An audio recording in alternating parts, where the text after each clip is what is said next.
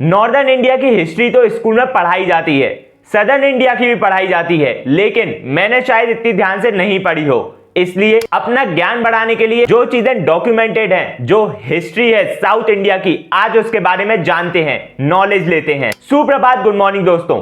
South India की जो history है वो संगम पीरियड से मानी जाती है, जो कि 300 BCE से 300 CE तक था। इस टाइम पीरियड से पहले जो भी साउथ इंडिया की हिस्ट्री थी उसके बारे में ज्यादा कुछ डॉक्यूमेंटेड है नहीं। वो टाइम पीरियड आयरन एज का माना जाता है, जिसके बारे में ज्यादा इंफॉर्मेशन अवेलेबल नहीं है। इसलिए इस पर्टिकुलर वीडियो में हम संगम पीरियड से लेकर अब तक जो भी इंपॉर्टेंट चीजें साउथ इंडिया की हिस्ट्री से रिलेटेड हैं उनके बारे में जानेंगे। संगम लिटरेचर का जो टाइम पीरियड है वो 300 बिफोर कॉमन एरा से लेकर 300 कॉमन एरा तक है, और अभी हम 2025th year of common era में जी रहे हैं। इससे आप आइडिया लगा सकते हैं कि संगम पीरियड किसे कहते हैं। ये टाइम पीरियड रफली अराउंड 2000 टू 2500 ईयर्स पहले की बात हम कर रहे हैं। दोस्तों, संगम का मतलब होता है यूनियन, या फिर मैं कहूं ग्रुप। यहां पर पर्टिकुलरली संगम का मतलब है ग्रुप ऑफ पोएट्स, यानी कि संगम लिटरेचर पहली बात तो साउथ इंडिया का अर्लीस्ट अवेलेबल नोन लिटरेचर है।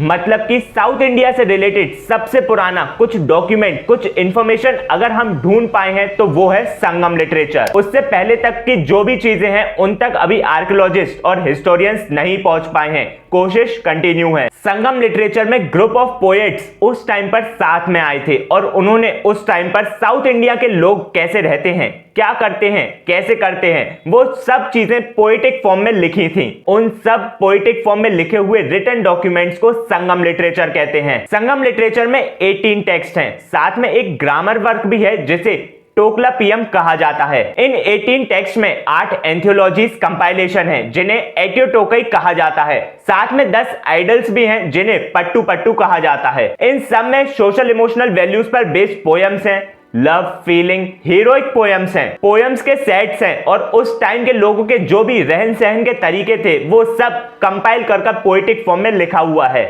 संगम लिटरेचर को लगभग 500 पोएट्स ने कंपोज किया था, जिसमें मेन और वुमेन दोनों थे। जो 18 टेक्स्ट हैं उनकी लिस्ट ये रही, जिसमें से 8 एंथियोलॉजीज हैं और 10 आइडल्स हैं। अब इन सब टेक्स्ट पर एक एक कर मैं बात बिल्कुल नहीं करूंगा, क्योंकि पहली बात तो इनके नाम सुनकर ही आपकी और मेरी दिमाग की बत्ती गुल हो जाएगी। इसलिए सिर्फ इंपॉर्टेंट पॉइंट्स पर बात करेंगे। दोस्तों, ओल्ड तमिल लैंग्वेज में तमिलक्कम शब्द का यूज किया जाता था साउथ इंडिया के एरियाज को रिप्रेजेंट करने के लिए, जो कि आज इंडिया के प्रेजेंटली तमिलनाडु, केरल, आंध्र प्रदेश और कर्नाटक स्टेट्स हैं। संगम लिटरेचर का जो टाइम पीरियड है उस टाइम पर माना जाता है कि तमिलक्कम यानी कि साउथ इंडिया में 3 डायनेस्टीज रूल करती थी, पांड्या, चोला और चेरा, और कुछ इंडिपेंडेंट चीफटेंट्स भी रहते थे जिन्हें वेलिर कहा जाता था। सबसे पहले बात करते हैं पांड्यास की, जिनका कैपिटल मदुरई था, जो कि कौटिल्य के अर्थशास्त्र में भी मेंशन है as Mathura of south. Ashoka के मॉडर्न इंस्क्रिप्शंस में भी पांड्यास का मेंशन मिलता है। संगम लिटरेचर में हमें बहुत से पांड्यन रूलर्स के नाम मिलते हैं जिन्होंने अलग अलग टाइम पीरियड में रूल किया। एपिक पोयम शिलापट्टिकरम के अकॉर्डिंग पांड्यास का फ्लैग सिंबल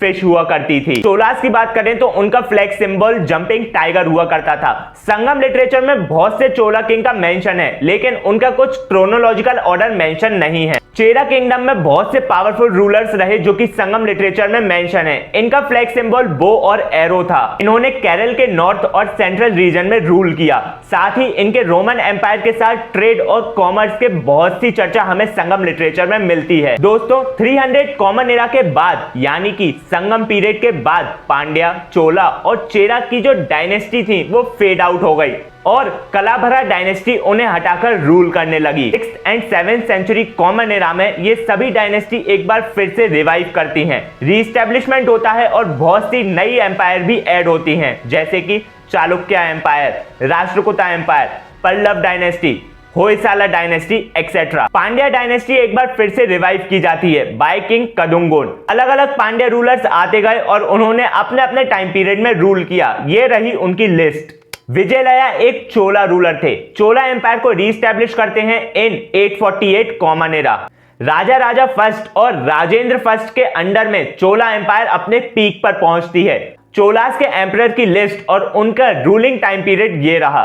चालुक्य डायनेस्टी के famous king Pulakeshin second 609 to 642 common era ने कंप्लीट एरिया बिटवीन कृष्णा और गोदावरी को कैप्चर कर लिया था, जो कि आगे चलकर प्रोविंस ऑफ वेंगी या फिर चालुक्याज ऑफ वेंगी कहलाया। जो भी एम्परर्स थे और उनकी एम्पायर थी, चोल, पांड्या, चालुक्य एक्सेट्रा, धीरे धीरे 6th to 7th सेंचुरी से लेकर 12th to 13th century rule करती हैं साउथ इंडिया में। फाइनली सबका एंड होता है धीरे धीरे कर अलग अलग टाइम पीरियड में। फिर स्टैब्लिश होती है विजयनगर एम्पायर। दोस्तों, विजयनगर एम्पायर 1336 में हरिहर और भुक्का नाम के दो भाइयों द्वारा स्टैब्लिश करी गई थी और 16th सेंचुरी तक इस एम्पायर ने कंप्लीट सदर्न इंडिया की सभी डायनेस्टी को अपने अंडर में ले लिया। विजयनगर एम्पायर ने अपना पीक अटेंड किया कृष्णदेव राय के अंडर, जिनके रूल में उनकी आर्मीज एक बार भी कोई भी युद्ध नहीं हारी थी। इस एम्पायर का भी एंड हुआ इन 1565 आफ्टर द बैटल ऑफ टालीकोटा। ऐसे ही सदर्न इंडिया की हिस्ट्री में एक एक कड़ी ऐड होती रही। मुगल्स आए, पोर्तुगीज आए, अपना अपना रोल उन्होंने प्ले किया। कॉलोनियल पीरियड आया, ब्रिटिशर्स आए। दोस्तों, 5 ऐसे तमिल एपिक हैं जिनके बारे में हमें पता होना चाहिए। शीलापट्टिकरम, मणिमेकलाई, शिवाका चिंतामणि, वलयपति, कुंटलकेकी। इनमें से ये जो शीलापट्टिकरम है, जिसे लिखा है प्रिंस इवाको अदिकल ने, ये कोवलन और कन्नकी नाम के एक कपल की लव स्टोरी पर बेस्ड है। मणिमेकलाई, जिसे सिथालाई संथनार ने लिखा है, शीलापट्टिकरम का ही सिक्वल है, क्योंकि ये उसी कपल के बच्चों की कहानी है। शिवाका चिंतामणि एक योद्धा की कहानी है जो कि प्रिंस रहता है। ऐसे ही बाकी 2 एपिक भी अलग अलग कहानियों पर बेस्ड हैं और ये 5 एपिक संगम पीरियड के बाद लिखे गए थे और ये सभी साउथ इंडिया में रह रहे लोगों की, तमिल पीपल्स की सोशल, कल्चरल, रिलीजियस लाइफ को अलग अलग तरीके से दिखलाते हैं। दोस्तों, कोई एक पर्टिकुलर राजा, डायनेस्टी या एम्पायर नहीं थी जिन्होंने कंप्लीट साउथ इंडिया को रूल किया।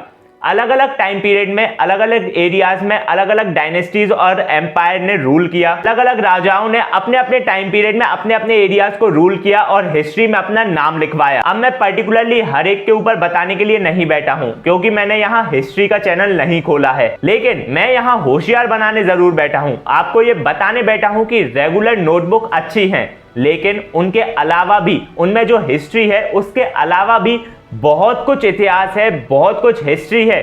ये सिर्फ उनके लिए जो हिस्ट्री में इंटरेस्टेड हैं, उनके पढ़ने के लिए बहुत कुछ अवेलेबल है। जिन्हें भी हिस्ट्री पसंद है वो सोचिएगा, या फिर जो भी स्कूल में हिस्ट्री पढ़ चुके हैं, अब बड़े हो चुके हैं, वो भी सोचिएगा कि अभी तो हमने सिर्फ सदर्न इंडिया की हिस्ट्री का सरफेस का 1% भी नहीं पढ़ा होगा। उसमें भी अभी बहुत कुछ पढ़ने के लिए, जानने के लिए अवेलेबल है। एक बार सोचकर देखिए कि आप इंडिया में रहते हैं, हम इंडिया में रहते हैं, नॉर्दर्न इंडिया की, सदर्न इंडिया की, स्पेशली ईस्टर्न इंडिया की कितनी हिस्ट्री आपको पता है। ईस्टर्न इंडिया में क्या हुआ, कैसे हुआ, कौन से रूलर्स आए, किसने रूल किया, कैसे क्या बना, क्या आपको पता है? मुझे तो नहीं पता। मेरी गलती हो सकती है या फिर बुक्स की भी गलती हो सकती है, क्योंकि बुक्स में ये सब अवेलेबल ही नहीं है हमारी स्कूल बुक्स में। अब किसकी गलती है आप डिसाइड करिए। सोचिए, क्या हमारा एजुकेशन सिस्टम ठीक है? और बने रहिए ऐसी और जानकारी के लिए, साथ में बनिए होशियार।